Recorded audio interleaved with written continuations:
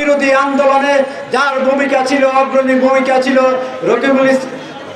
আমাদের রকিবুল ইসলাম রিফন, আজকে সবার সংগঠনের সাধারণ সম্পাদক আমাদের রাজু আহমেদ সহ আজকের এই অবস্থান কর্মসূচির প্রধান অতিথি, রাজপথে আন্দোলন সংগ্রামে আমরা যাকে রাতের অন্ধকারে পেয়েছিলাম, আমাদের সাবেক ছাত্র নেতা বিএনপির ভাইস চেয়ারম্যান জনাব শামসুজ্জামান দুদু ভাই, আমাদের মাঝে বিশেষ অতিথি হিসেবে উপস্থিত আছেন বিএনপির যুগ্ম মহাসচিব আমাদের সকলের প্রিয় জনাব ইমরান সালে প্রিন্স, এবং যিনি অল্প কিছুক্ষণ আগে বক্তব্য দিয়েছেন অধ্যক্ষ আলমগীর হোসেন সহ আমাদের প্রিয় অনেক সহযোদ্ধা নেতৃবৃন্দ, আপনাদেরকে শুভেচ্ছা অভিনন্দন জানাই।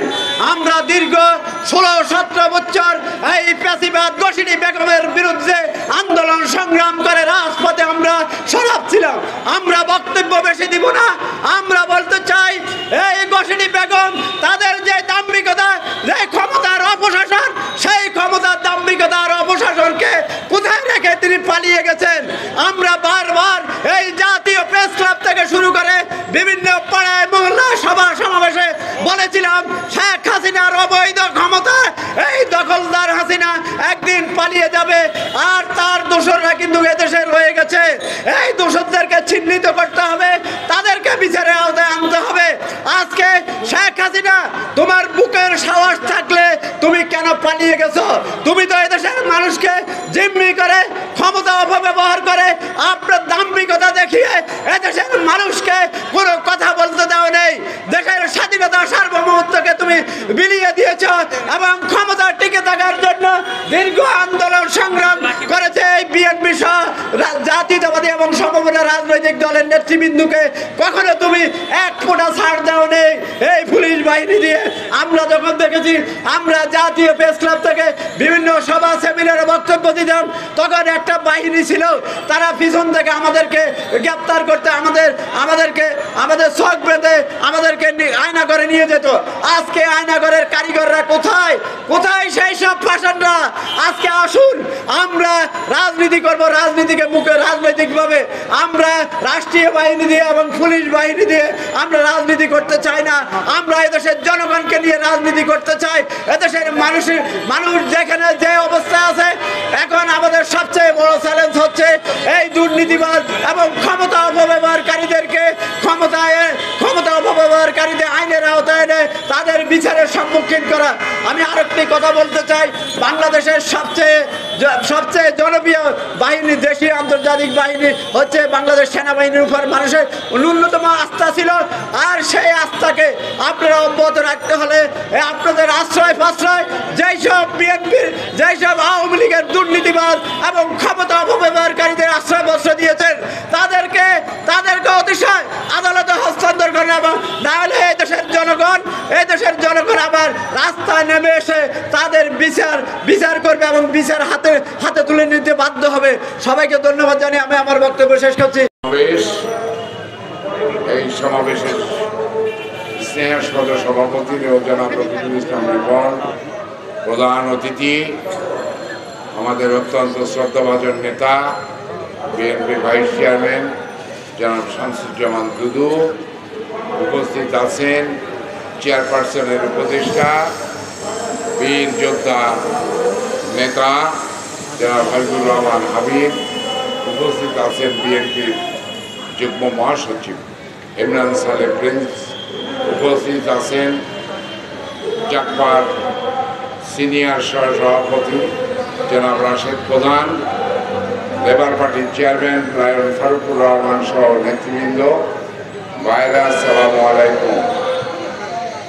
কথা অত্যন্ত সংক্ষেপ। বহু ত্যাগ, তিতিক্ষা, রক্ত, জেল, জুলুম, নির্যাতনের মাধ্যমে, গুম খুন এর মাধ্যমে আমাদের 5ই আগস্ট বলা হচ্ছে দেশ স্বাধীন হয়েছে, কিন্তু আমার দৃষ্টিতে এই অন্তর্বর্তীকালীন সরকার,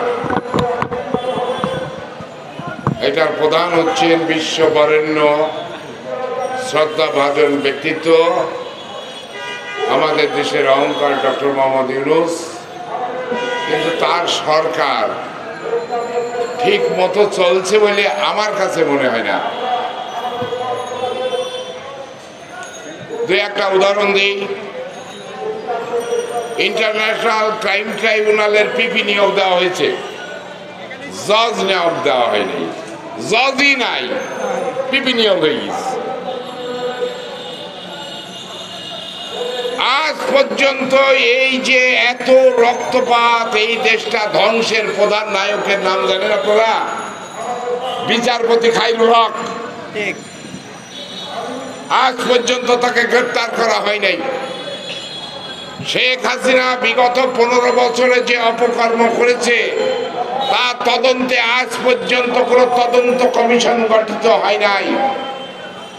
বিগত 15 বছরে জাতীয়তাবাদী দল বিএনপির নেতৃত্বে আমরা যারা আন্দোলন করেছি, 1,28,000 মামলায় প্রায় 70-75 লোক আসামি। এমনও আসামি আছে মুরগি বেচে, ছাগল বেচে হাজিরা দিচ্ছে। মোহাম্মদ ইউনূস সাহেবকে আমি জানতে চাই, আপনি তো স্যার অনেক সম্মানী ব্যক্তি, অনেক শ্রদ্ধাভাজন ব্যক্তি, বিশ্ব নেতারা আপনাকে শ্রদ্ধা করে, ভালোবাসে। নিজের মামলাটা প্রত্যাহার করলেন, নিজের মামলাটা শেষ করলেন, কিন্তু এই 1,28,000 মামলা তো আপনি প্রত্যাহারও করেন নাই, এটা নিষ্পত্তিও করছেন না। এইটা তো আমি মনে করি স্যার, এটা আপনার মর্যাদার সাথে আপনি বিশ্বাসঘাতকতা করছেন। দেশনেত্রী বেগম খালেদা জিয়া, দেশনায়ক তারেক রহমান সহ সকল মামলা অবিলম্বে নিষ্পত্তি করে প্রত্যাহার করতে হবে। প্রিয় ভাইরা আমার, 2 জন আইজিপি গ্রেপ্তার হয়েছে। আজকে পত্র পত্রিকায় যেই লুটেরা শক্তি সাবিট গ্রুপ 3 লক্ষ কোটি পাচার করেছে কুইন্টাল বিদ্যুতের নামে। একটু পানি দিবা।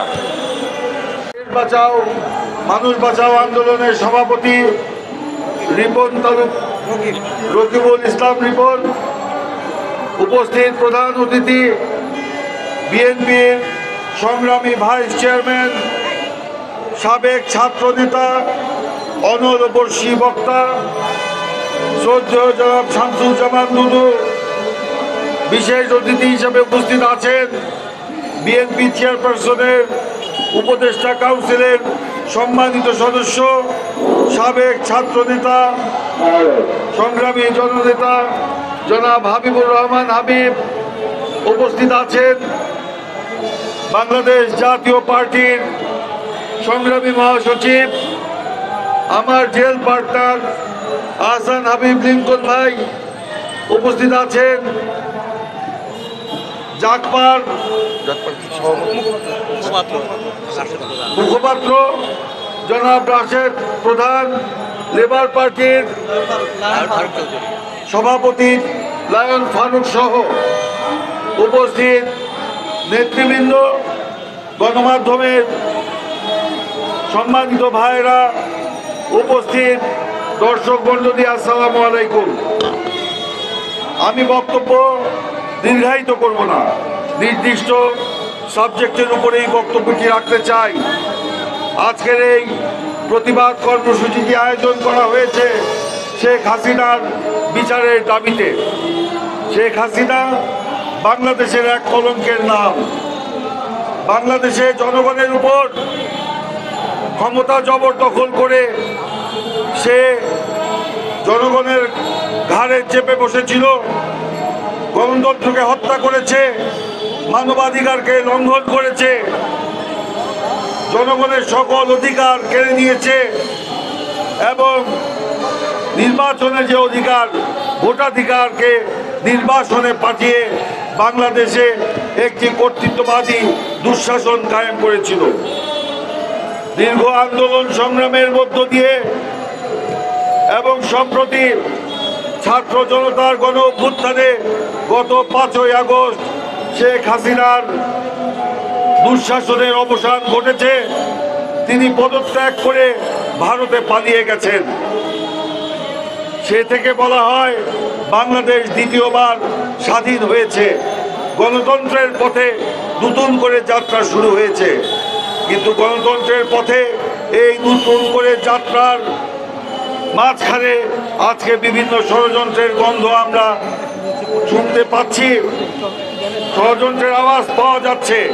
শেখ হাসিনা ভারতে পালিয়ে গেছে, সেখানে বসে বাংলাদেশের এই ছাত্র জনতার গণ আন্দোলনের যে বিজয়, সে বিজয়কে নস্যাৎ করার জন্য একের পর এক ষড়যন্ত্র করে চলেছে। কিছু ওনারা আজকে ফাঁস হতে দেখছি, সেখানে থেকে যা বোঝা যায় তিনি কিছু বসে নাই। এখন দিতে পারে, তাই আমরা পরবর্তীকালীন সরকারের প্রতি আহ্বান জানাবো, অবিলম্বে ভারতের সাথে আলোচনা করে শেখ হাসিনাকে বাংলাদেশে ফিরিয়ে আনুন। বাংলাদেশে ফিরিয়ে এনে তাকে বিচারের মুখোমুখি দাঁড় করাতে হবে। এই যে ছাত্র গণ অভ্যুত্থান সহ গত 17 বছর শেখ হাসিনা যেভাবে মানুষকে পাখির মতো গুলি করে হত্যা করেছে, এর বিচার অবশ্যই বাংলার মাটিতে হতে হবে।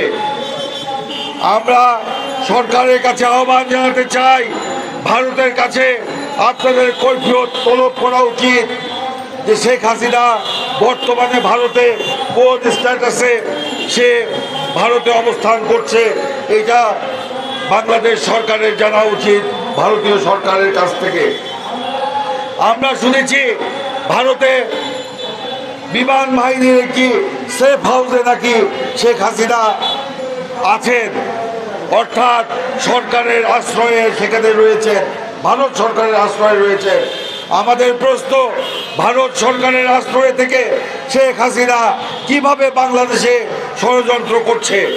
প্রশ্ন আসে, তাহলে কি ভারতও এই ষড়যন্ত্রের সাথে যুক্ত আছে কিনা? এই প্রশ্নটা স্বাভাবিকভাবেই আমাদের মাঝে চলে আসে। সেই কারণে আমরা বলতে চাই, আজকে ভারতের উদ্দেশ্যে বলতে চাই, শেখ হাসিনাকে আপনারা আশ্রয় দিয়ে বাংলাদেশের ছাত্র গণ অভ্যুত্থানকে, শত শত শহীদের রক্তকে আপনারা অপমানিত করেছেন। আর কাল বিলম্ব না করে অবশ্যই শেখ হাসিনাকে বাংলাদেশের মাটিতে ফেরত পাঠাতে হবে। শুধু শেখ হাসিনাকে নয়, তার যারা দোষর রয়েছে বাংলাদেশে, আমরা দেখছি এখনো তারা গ্রেপ্তার হয় নাই। সরকারের কাছে আহ্বান জানাচ্ছি, অবিলম্বে ওবায়দুল কাদের সহ অন্যদেরকে গ্রেপ্তার করতে হবে। তারা গণহত্যার নায়ক, তারাও দুঃশাসনের নায়ক, গণতন্ত্র হরণের নায়ক। এদেরকে বাইরে রেখে কখনোই বাংলাদেশে গণতন্ত্রের পথে যাত্রা কুসুমাচ্ছন্ন হবে না। সেই কারণে আমি বলবো, অবিলম্বে তাদেরকে ফিরিয়ে আনতে হবে। আমরা আজকে পত্রিকা দেখলাম, অনলাইনে দেখেছি যে আগামী এই মাসের শেষে জাতিসংঘের যে সাধারণ অধিবেশন অনুষ্ঠিত হতে যাচ্ছে, সেই সাধারণ অধিবেশনে বাংলাদেশের অন্তর্বর্তীকালীন সরকারের প্রধান উপদেষ্টা নোবেল বিজয়ী ডক্টর মোহাম্মদ ইউনূস সেখানে বাংলাদেশের প্রতিনিধিত্ব করবেন। স্বাভাবিকভাবেই ভারতের কাছে আগ্রহ প্রকাশ করা হয়েছিল যে ভারতের প্রধানমন্ত্রী নরেন্দ্র মোদীর সাথে ডক্টর মোহাম্মদ ইউনূসের বৈঠক যেন অনুষ্ঠিত হয়। কিন্তু আমরা আজকে জানতে পেরেছি ভারতের অনাগ্রহের কারণে বৈঠকটি নাকি অনিশ্চিত হয়ে গেছে, অনুষ্ঠিত হবে না। আমরা ভারতকে উদ্দেশ্য করে বলতে চাই, শেখ হাসিনা যখন ক্ষমতায় ছিল, বিভিন্ন উসিলায় শেখ হাসিনাকে মোদী সাহেব তার পাশে বসিয়ে ছবি তুলে দেখানোর চেষ্টা করেছেন হাসিনা বাংলাদেশে গণতন্ত্র হত্যা করুক, জনগণের অধিকার দেখার মতো রফিকুল ইসলাম রিপন। আর আজকে যারা এখানে এতক্ষণ বক্তৃতা করলেন, আমাদের হাবিব সাহেব, আমাদের লেখক সাহেব, আমাদের চলে গেছে প্রিন্স, রাশেদ সহ সম্মানিত নেতৃবৃন্দ, সাংবাদিক বন্ধুরা, আসসালামু আলাইকুম। আসলে বক্তৃতার খুব একটা সুযোগ নাই আজকে, যে কারণে এই মানববন্ধন অবস্থান ধর্ম যাই বলি, সেটা আমাদের জাতীয় নেতৃবৃন্দ চমৎকারভাবে উপস্থাপন করেছে। ভারত আমাদের বন্ধু, স্বাধীনতা যুদ্ধের সময় তারা আমাদের সাহায্য করেছে, আমাদের লোকজনকে তারা আশ্রয় দিয়েছিল। পাকিস্তান সেই সময় হানাদার বাহিনী ছিল, সেই সময় তারা আমাদের যে সাহায্য করেছে আমরা বন্ধু মনে করি। কিন্তু সেই ভারত একজন খুনিকে, একজন অর্থ লোপাটকারীকে, ফ্যাসিবাদের ক্রিমিনালকে কোন রকম কাগজপত্র ছাড়াই এইভাবে আশ্রয় দিবে, এটা আমরা প্রত্যাশা করি। বন্ধুর কাছ থেকে এটি প্রত্যাশা হবে। আমরা অবিলম্বে দাবি করব, বাংলাদেশের 18 থেকে 20 লক্ষ হাজার কোটি টাকা যারা লুটপাট করেছে, যারা দেশ থেকে পাচার করেছে, কৃষক, শ্রমিক, মেহনতি মানুষের টাকা, এই দেশবাসীর টাকা, সেই টাকা লুণ্ঠনকারী এবং শত শত নেতৃবৃন্দ, কর্মীকে, ছাত্রকে হত্যা করেছে। ভারতে থাকা তার কোনো রাইট নেই, অধিকার নেই। আমরা আমাদের বন্ধু দেশের সরকার প্রধানকে বিশেষভাবে বলব, সময় থাকতে তাকে ফেরত পাঠান। বাঙালি জাতি বিশ্বের বীরের জাতি, বাঙালি জাতি সাহসী জাতি। বাঙালি জাতি যদি একবার সিদ্ধান্ত নেয়, তার পরিণতি কি হয় 5 আগস্ট সেটা প্রমাণ হয়েছে। ভারত আমাদের বন্ধু, আমরা এটা মনে করি, কিন্তু অন্যায়কারীকে তারা যদি আশ্রয় দেয়, তার ছিনিয়ে আনতে কিন্তু এই দেশবাসী একেবারে পরোয়া করবে, সেটা তাদেরকে মনে রাখতে। এই দেশে গণতন্ত্র প্রতিষ্ঠা করতে হলে আমাদের নেতা জনাব তারেক রহমান স্পষ্ট করে বলেছে, গণতন্ত্রের আন্দোলন এখনো শেষ হয় না। গণতন্ত্রের আন্দোলন তখনই শেষ হবে যখন এই দেশের সাধারণ মানুষ ভোট দিয়ে তারা তাদের পছন্দের সরকারকে ক্ষমতায় অধিষ্ঠিত করতে পারবে, তারা তাদের অধিকারকে প্রতিষ্ঠা করতে পারবে। তার আগে এটা অন্তর্বর্তীকালীন সরকার, এই সরকারের প্রতি বিএনপি এবং এই দেশের বিরোধী দলের সমর্থন আছে, আমাদেরও সমর্থন আছে। প্রধান কাজটি একটি ভালো নির্বাচন। সেই নির্বাচন যদি করা সম্ভব না হয়, তাহলে দেশবাসী অস্থির হতে পারে। সেই দিকে এই সরকার নজর দিবে, এটা আমি মনে করি। এই সরকারকে, অর্থাৎ কেয়ারটেকার সরকারকে আমি বলবো, 1 মাসের শহীদদের জন্য যে টাকা দিয়েছেন, সেই জন্য আমি তাদেরকে সাহায্য করার জন্য, চিকিৎসার জন্য, তাদের পরিবারকে যে অনুদান দিয়েছে, আমি আপনাদের ধন্যবাদ জানাই। এটা ভালো কাজ হয়েছে, আরো ভালো কাজ হবে। যারা গত দীর্ঘ 16টি বছর সংগ্রাম করেছে, শহীদ হয়েছে, ক্ষতিগ্রস্ত হয়েছে, এইসব শহীদদের প্রতিও দেশবাসী মনে করে সরকারের সুদৃষ্টি থাকা উচিত, তাদেরকে অনুদান দেওয়া উচিত। তাহলে বুঝবো যে গণতন্ত্রের সপক্ষে আপনারা কাজ করছেন, গণতন্ত্রের শহীদদের প্রতি আপনাদের শ্রদ্ধা আছে। যারা এই যে গত 1 মাস আগে, 1.5 মাস আগে যেসব ছাত্র জনতা নির্বিচারে জীবনকে উৎসর্গ করে দিয়েছে, তাদের প্রতি যে শ্রদ্ধা, ভালোবাসা, মায়া, মমতা, এটা আপনাদের যেমন আছে, আমাদেরও তেমন আছে। আমরা আল্লাহর দরবারে তাই রুহের মাগফিরাত কামনা করি।